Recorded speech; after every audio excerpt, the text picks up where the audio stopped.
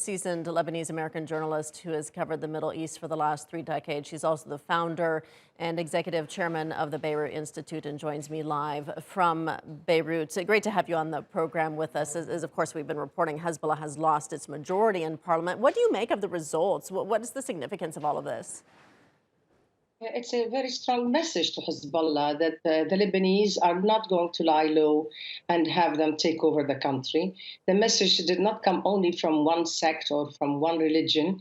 It included the Shiites, who did not come out in big numbers to vote pro-Hezbollah.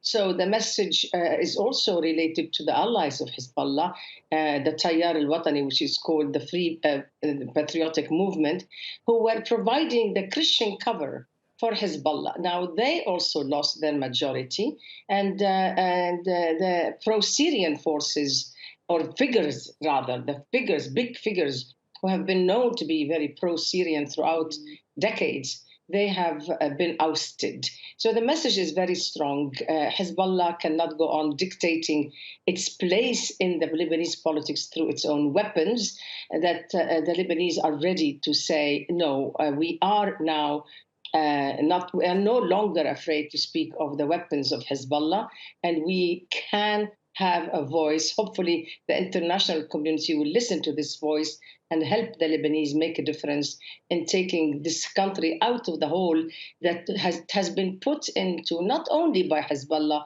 but by lots of people in governing this country who are really corrupt to the extent that is almost unimaginable.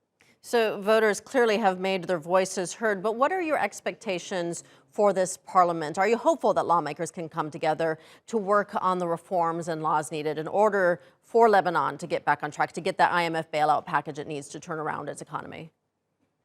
Well, I'm hopeful that the people who are coming in, whether they are from the civil society or those who are opposed to the opposition by the dual, it's called the Thunai Shi'i, the two Shiite groups, Hezbollah and Amal, who have been opposing the very essence of reform and also of accountability for the explosion of the port.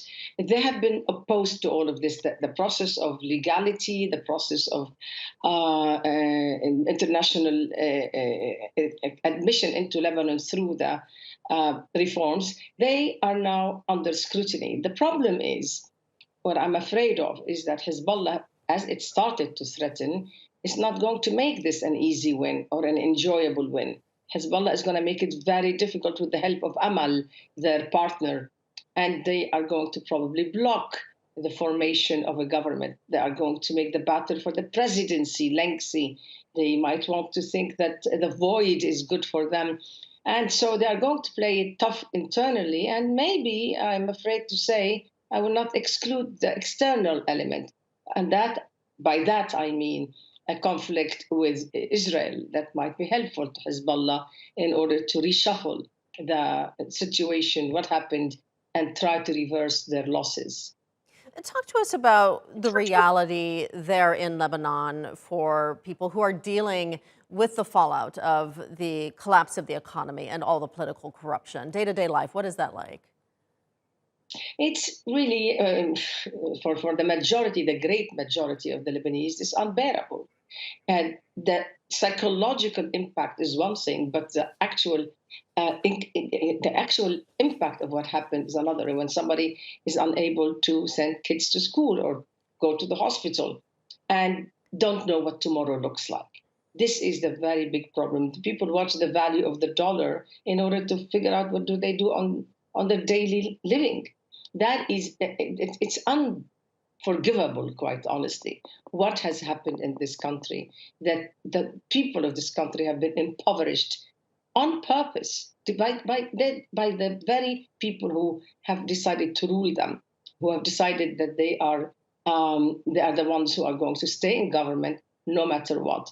This is why this vote is important. It's an outcry, a small one. It's not an overturn of this elitist, corrupt group. It's not a total get rid of them campaign. It would be marvelous if this happened, but it's not what happened. The trouble is that we are so deep in the hole that it's going to take determination, not only by the Lebanese. I need to say that more than once. The Lebanese have been blamed that you don't take care of yourselves, you don't get up and say no. Now they started. But this is not doable on the level of Lebanon alone. It has to be an international community. Hezbollah is not only a Lebanese component, Hezbollah is Iran. Iran is playing havoc in this country. And we need to make sure that there is, as I said, accountability, not only for the explosion of the port, but also for all this corruption. This is a robbery. This is highway robbery of this country, of its presence and future. People have lost, actually, they've lost deposits. And can you imagine older people who have thought they are going to be retired? They don't even have probably even insurance to cover their health. So it's a dire situation. We need the international community. So please spread the word. The Lebanese started to act, and they need you. All right. Certainly, Raghida Dergham joining us in Beirut. Thank you.